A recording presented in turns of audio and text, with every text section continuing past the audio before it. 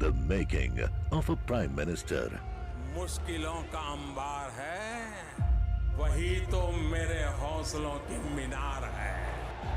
हिंदुस्तान में दो प्रधान, दो निशान नहीं चलेंगे। इतनी ताकत ये पाकिस्तान के खिलाफ लगा दे तो आतंकवाद आगरा हो गया। हम चुनौतियों से टकरा रहे हैं। सर्जिकल स्ट्राइक और एयर स्ट्राइक करके नए भारत के सामर्थ्य का संदेश भी दे दिया है। तुम उठो, तिरंगा लहरा दो। जननायक नरेंद्र मोदी के 20 वर्ष पुराने भाषणों पर आधारित एक बेहद लोकप्रिय कार्यक्रम। क्या कहते हैं नरेंद्र मोदी?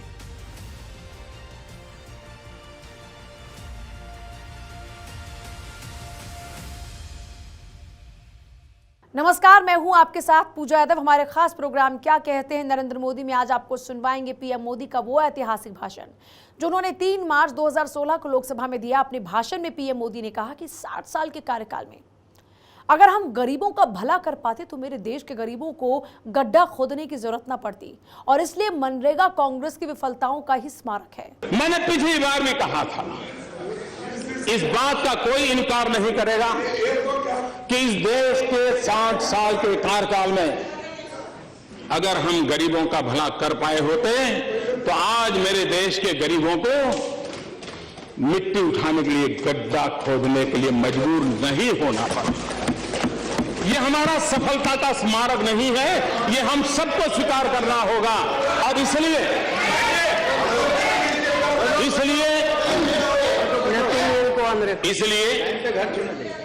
ये हमारा दायित्व भी बनता है कि ये जो क्रमिक विकास चला है इस योजना का, उसको और अच्छी बनाए, और उस जिम्मेवारी को निभाने का हम प्रयास कर रहे हैं। लेकिन ये बात स्वीकार करनी होगी कि हम उस हालत पर देश को लाए हैं, इवन स्किल लेवल को भी अनस्किल होने में मजा आने लगा है। और इसलिए मैं जब कहता हूं कि हमारी विफलताओं का स्मारक है, इसका मतलब यही है कि गरीबी न होती तो इस नरेगा या मनरेगा की जरूरत नहीं होती। लेकिन यह सच्चाई है, और मैंने आकर के देखा कि ऐसी गरीबी की जड़ों को जमा दिया गया है तो उसको उखाड़ फेंकने के लिए मुझे भारी मेहनत करनी पड़ रही है। और उसके लिए हम अभी जो फिलहाल जो योजना चली है उसमें जो कमियां हैं, उन कमियों को कैसे दूर करना, उसकी दिशा में हम प्रयास कर रहे हैं। मैं आज आदरणीय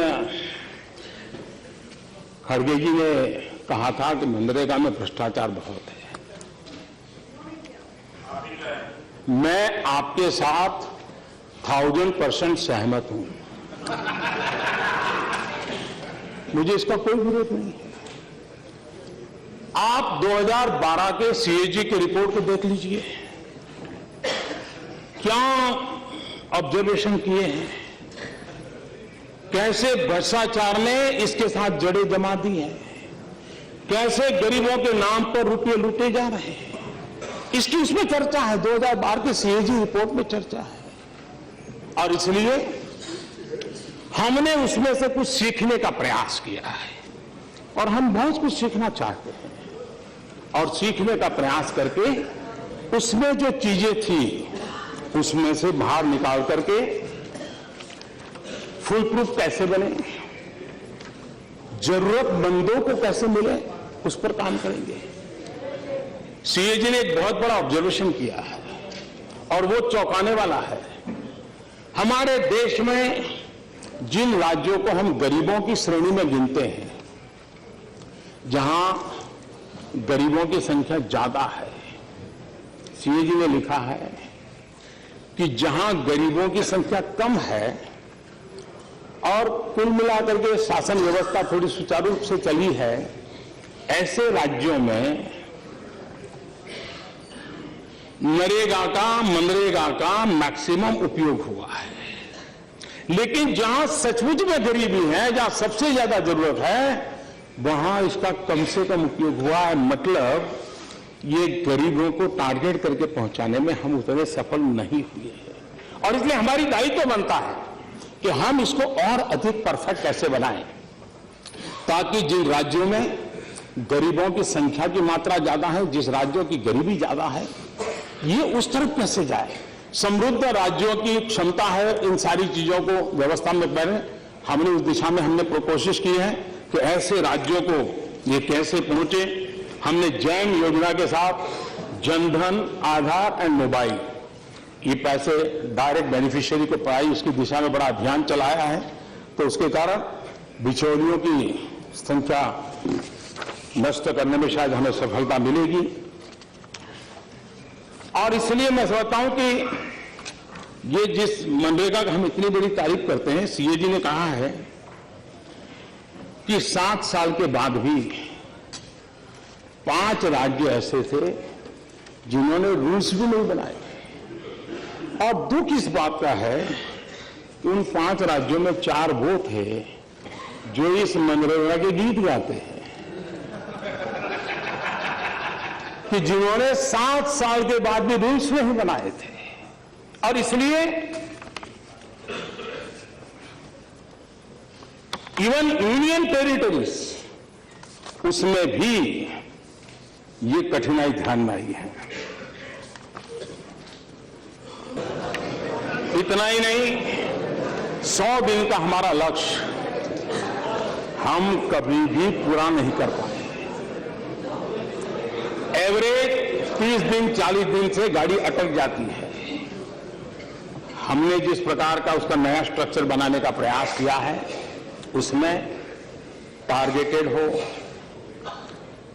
अधिकतम रोजगार मिले, अधिकतम दिवस तक रोजगार मिले, बिचौलिए समाप्त हो, पाई पाई का सही उपयोग हो और उसकी ऑडिट की व्यवस्था हो। इस दिशा में हमने भरपूर प्रयास किया है और इसलिए मुझे विश्वास है आज श्रमिकों के बैंक डाकघर खातों में सीधे अंतरण के इलेक्ट्रॉनिक तरीके से ये पैसे जाते हैं। 94% श्रमिकों को इसी माध्यम से भुगतान करने की दिशा में हम आगे बढ़े हैं।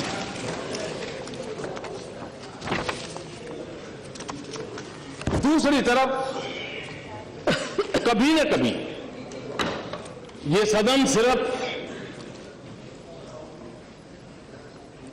इस ईर्ष्या भाव से काम करने के लिए नहीं है कि मेरे से तेरी सफेद ज्यादा, सर से ज्यादा सफेद क्यों है। ये ईर्ष्या भाव के लिए नहीं है। मैं मानता हूं जो आलोचना हो रही है हमारी, माननीय अध्यक्षा जी, आलोचना इस बात के लिए नहीं हो रही है कि हमने कुछ गलत किया है। चिंता इस बात की है कि तुम हमसे अच्छा क्यों कर रहे हो, कैसे कर रहे हो, ये चिंता का विषय सता रहा है और इसलिए परेशानी हो रही है। जो 60 साल में नहीं कर पाए वो आप कैसे कर लेते हो, ये चिंता का विषय है। और योजनाएं कैसी होती है, लंबे अरसे तक कैसा लाभ करती है। इस देश के इंटेलेक्चुअल क्लास को भी मैं निमंत्रित करता हूं कि 2 योजनाओं का एक कंपैरेटिव स्टडी करने की जरूरत है। एक अटल जी के समय शुरू हुई प्रधानमंत्री ग्रामीण सड़क योजना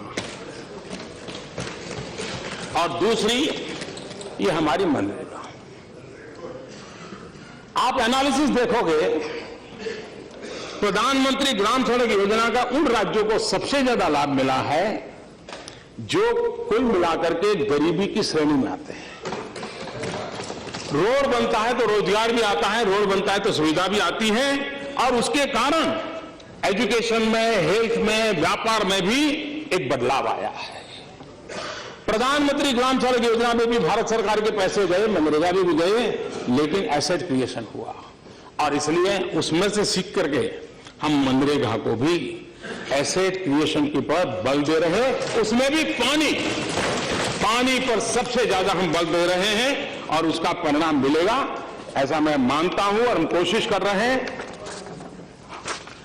हमारे मल्लिकार्जुन जी ने फूड सिक्योरिटी बिल को लेकर के, एक्ट को लेकर के, और मैंने देखा है कि गुजरात की बात आए तो बड़ा ही मजा आ जाता है। बड़ा आनंद आ जाता है। और फिर कहने को और कुछ होता नहीं तो दुम फिर करके, तो ये आपकी बैंकरप्सी है। मैं जानता हूं कि आपके पास और कुछ है नहीं, लेकिन मैं बताना चाहता हूं कि जिस राष्ट्रीय खाद्य सुरक्षा कानून के आप इतने गीत गाते हैं और हमें बार बार सुनाते हैं कि हम लाए हम लाए हम लाए, हम 2014 मई में आए। अध्यक्ष महोदय जी, मई 2014 तक सिर्फ 11 राज्यों ने हड़बड़ी में उसमें जो अपेक्षाएं थी ऐसी किसी व्यवस्था को पूर्त किए बिना कागज पे लिख दिया था कि स्वीकार करें। जिस बात को लेकर के हम इतनी बातें करते हैं उसकी ये दुर्दशा थी। इतना ही नहीं, आज मैं अभी जो खड़ा हुआ हूं मैं, तब की मैं बात बताना चाहता हूं। आज भी 4 राज्य ऐसे हैं, कुल 8 4 राज्य ऐसे हैं जिसमें आज भी ये फूड सिक्योरिटी एक्ट का नामो निशान नहीं है। और उसमें आपके द्वारा शासित राज्य है केरल, मिजोरम, मणिपुर, अरुणाचल प्रदेश, और इसलिए गुजरात ने अब कर लिया और उन्होंने जिन बारीकियों को पूरा किया है जरा स्टडी करने जाना चाहिए। आपने जाना, आपकी एक पूरी टीम भेजिए। आप केरल में चुनाव में जा रहे हो, आप जिस ताम झाम से बातें कर रहे हो, केरल की जनता आपसे जवाब मांगेगी कि आपने ये जिस एक्ट को लेकर के इतनी बड़ी बातें की, केरल उस एक्ट से वंचित क्यों रखा है, अरुणाचल प्रदेश क्यों रखा था, मिजोरम क्यों रखा था, मणिपुर क्यों रखा था। 8 राज्य बाकी, उसमें 4 राज्य आपके हैं। और इसलिए मैं कहना चाहता हूं कि हम कहते बहुत हैं, लेकिन कभी कभी आप सभी महानुभाव,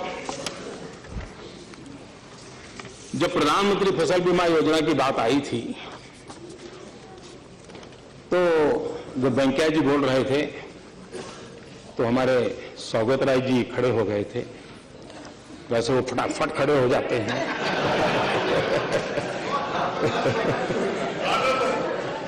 और जब वो खड़े हो जाते हैं तो उनके दल वाले भी देखते क्या करेंगे बता रही है।